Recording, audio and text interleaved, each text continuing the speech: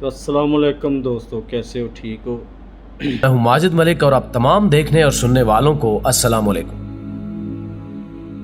दोस्तों, हम इस प्लेटफॉर्म से इससे कबल भी दुनिया के कई एक गुमशुदा शहरों की तारीख आपके सामने रख चुके हैं, जो कि अगरचे इम्तिदाद जमाना के हाथों मौत का शिकार होकर सदियों के खाक के अंदर दबकर रह गए और अपनी मौत के हजारों साल बाद किसी इत्तेफाकी हादसे या माहिरीने आसार कदीमा की कोशिशों से दोबारा दुनिया के सामने आ सके, जिनके इंकिशाफ के बाद हमें ना सिर्फ उस अहद के तहजीब तमद्दुन, रहन सहन और अजमत रफ्ता के बारे में आगाही हासिल हो सकी, बल्कि उस शहर की तबाही के असबाब भी दुनिया के सामने आए। लेकिन आज हम अपने नाजरीन को जिस शहर गुमगुश्ता की जानिब लेकर जा रहे हैं, वो इस हवाले से खसूसी दिलचस्पी का हामिल है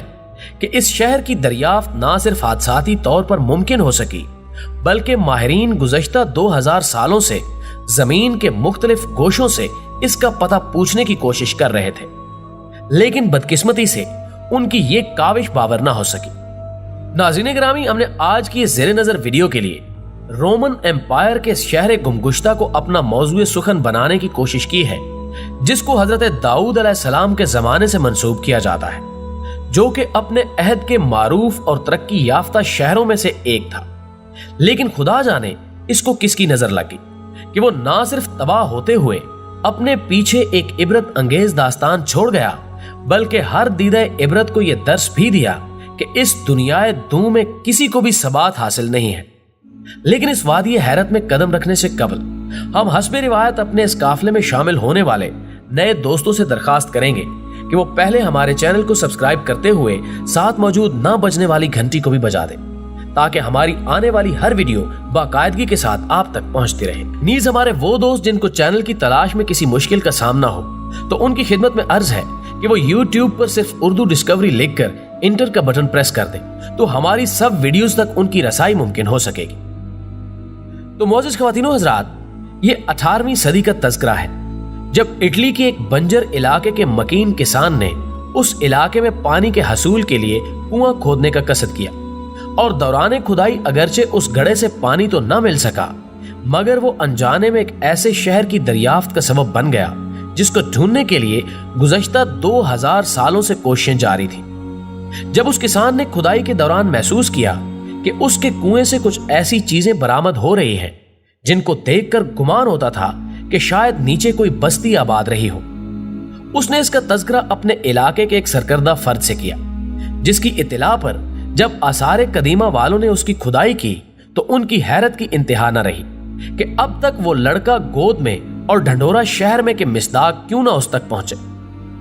नाज़रीन गिरामी, ये शहर जिसका नाम पोम्पी बयान किया जाता है, अपने अहद कदीम की बदौलत मुहक्किकीन की तलाश का मकसूद था, जिसकी खुदाई के बाद इसके बारे में किए गए इंकिशाफात ने एक दुनिया की तवज्जो अपनी तरफ मबजूल कर ली, जो कि कभी रोमन एम्पायर के बड़े तिजारती मराकिज में से एक था, जिसकी तामीर 7वीं सदी कबल अज मसीह बताई जाती है। इस शहर के खंडरात को देखते हुए अंदाजा होता था कि इसके मकीन अपने अहद के मुहज्जब तकाजों से पूरी तरह आगाह थे। यह शहर, जो कि वक्त के साथ साथ मुख्तलिफ बादशाहों के जेरे नगी रहकर बिलाखिर रोमन एम्पायर के तसर्रुफ में पहुंचा, तो इसने तरक्की की मनाजिल को इस तेजी के साथ तय किया कि इंतहाई मुख्तसर अरसे में ये अपनी दुनिया का एक मुमताज तिजारती मरकज बन गया। लेकिन इस शहर के मकीनों, जिनको फितरत ने खुशहाली से नवाज रखा था, ने इस शहर में गुनाहों की वो बुनियाद रख दी जिसकी वजह से इस शहर को दस्ते कुदरत ने ना सिर्फ किस्सा माजी बना दिया, बल्कि वो आने वाली नस्लों के लिए एक इबरत भी बन गया। नाज़रीन गिरामी, आप जानते हैं कि तारीख इंसानी में कौम लूत उस किरदार की हामिल थी जिसने हमजिन्स परस्ती को फरोग देते हुए फितरत से बगावत का जुर्म किया और बिलाखिर अजाब इलाही का शिकार हो गए, जबकि इस शहर के मकीनों ने भी अपने आबाओ अजदाद की उस सुन्नत पर अमल पैरा होते हुए इसको गुनाहों की एक ऐसी बस्ती में तब्दील कर दिया जहां पर इंसानी और इखलाकी अकदार सर पीट कर रह गई। हत्ता के बाज़ ऐसी रिवायात भी मिलती हैं कि पोम्पी के रहने वाले अपने जैसे इंसानों से तो कुजा, बल्कि वो बेहयाई की उस मंजिल पर पहुंच चुके थे कि जानवरों के साथ अपने जिनसी ताल्लुक की तस्वीर बनाकर शहरों के चौराहों में लटका देते, ताकि देखने वालों को भी इस गुनाह की तहरीक दी जा सके। ہم جانتے ہیں کہ جب قوم لوط ہم جنس پرستی کے گناہ کا شکار ہوئی تو اللہ نے اپنے حکم سے اس پر پتھروں کی بارش کر دی اور وہ لوگ نشان عبرت بن کر رہ گئے۔ مگر جب ہم اس شہر کی تاریخ کا مطالعہ کرتے ہیں تو ہم پر کھلتا ہے کہ اس شہر کے باشندے اس گناہ میں کہیں زیادہ آگے نکل گئے تھے، جن کی عورتیں بھی مردوں کی طرح ہم جنسی جیسے موذی گناہ کی دلدل میں دھنس چکی تھی، حتیٰ کہ جانوروں اور معصوم بچے بھی سر عام ان کے اس گناہ کا شکار ہونے لگے۔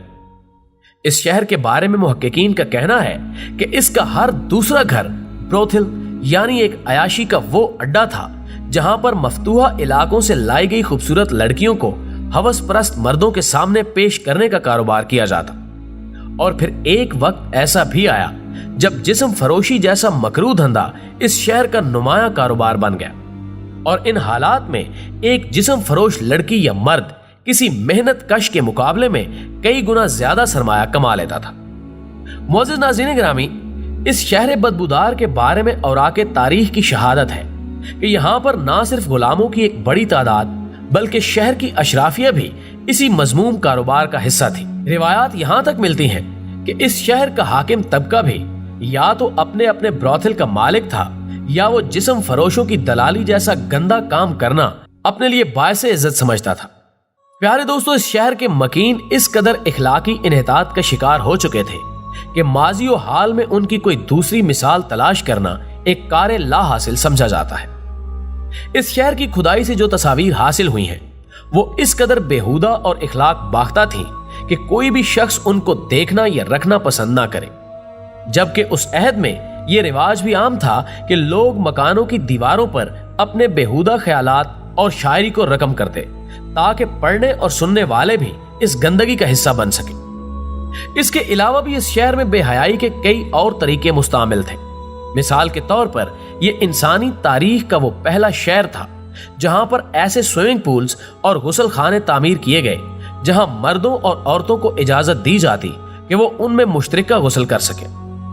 اس کے علاوہ اگر آپ کو گناہوں کے اس شہر کے کھنڈرات دیکھنے کا اتفاق ہو سکے تو آپ جان سکیں گے کہ اس شہر کے مکانوں اور دیواروں پر ایسی علامات ثبت تھیں جو کہ ان کے زنا خانے ہونے پر دلالت کرتے ہیں۔ ناظرین گرامی، اس شہر کی معاشرت دیکھتے ہوئے انسان سوچنے پر مجبور ہو جاتا ہے کہ آخر گناہگار زندگی کی حد کہاں پر جا کر ختم ہو سکتی ہے۔ یعنی اس شہر کی تمام بیان کردہ برائیوں پر بھی یہ کہانی ختم نہیں ہوتی کہ گھر گھر برائی کے اڈے ہونے کے باوجود اس شہر کے مرکز میں پھر ایک ایسی عمارت تعمیر کی گئی جس کو سب سے بڑے بروتھل کا درجہ حاصل تھا، جس کو اس دور میں لوپن آرا کا نام دیا جاتا ہے، جس کے معنی مادی بھیڑیے کے ہیں۔ اس بروتھل کو زمانہ قدیم کا سب سے بڑا فحاشی کا اڈا تسلیم کیا جاتا ہے،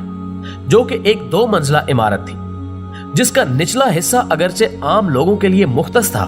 جبکہ اوپر والی منزل شہر کی اشرافیہ کے لیے مخصوص تھی، جہاں پر بے حیائی کی ایسی محفلیں سجائی جاتی کہ الامان والحفیظ، ان میں باپ بیٹی اور بہن بھائی تک ایک ہی حمام میں ننگے نہا کر شرف انسانیت کا مذاق اڑایا کرتے تھے۔ ناظرین گرامی، فطرت کا یہ اصول ہے کہ جب بھی کوئی شخص یا قوم فطرت کی حدود کو اس طرح پامال کرے تو پھر دستے قدرت حرکت میں آ کر اسے سامان عبرت بنا دیتا ہے۔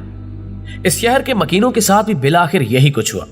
جب وہ ایک دن اپنے معمول کے مطابق انہی رنگریلیوں میں مصروف تھے کہ ان کے پڑوس میں اچانک ایک آتش فشاں نے غضبناک ہوتے ہوئے آگ اگلنا شروع کر دی، جس کی بدولت راکھ اور دھوئیں آسمان کی وسعتوں میں پھیل گئے۔